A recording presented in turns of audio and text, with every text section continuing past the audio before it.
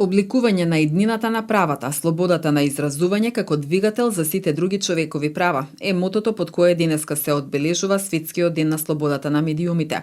Овој ден се одбележува од 1993 година секогаш на 3 мај. Целта е да се промовира принципот на слобода на медиумите, да се истакне важноста на заштитата на медиумските слободи и борбата против сите форми на влијание врз медиумите, како и да се потсети на медиумските работници кои ги загубија животите при вршење на својата работа.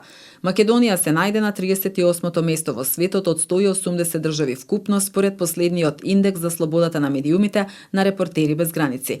Ова представува скок од 19 места во споредба со лани и напредок од 52 места во споредба со резултатот од пред 2 години. Според новиот индекс Македонија е пласирана највисоко во окружувањето. Зад земјава се Црна Гора, Хрватска, Словенија, Косово, Босна и Херцеговина, Бугарија, Србија, Албанија и Грција. Поединечно по категории, Македонија најдобро стои според индикаторот законодавство каде се наоѓа на 10-то место во светот. Потоа следуваат политичкиот, социјалниот и економскиот индикатор. Земјава најлошо стои според безбедносниот индикатор, според кој е пласирана на 64-то место во светот.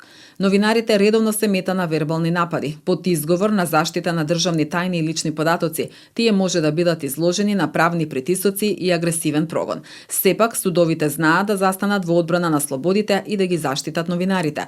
Во главниот град беше назначен специјален обвинител кој треба да ги процесира случаите на напади врз новинари, а се размислува за отворање на слични оддели низ земјата, стои во извештајот на Репортери без граници за земјава.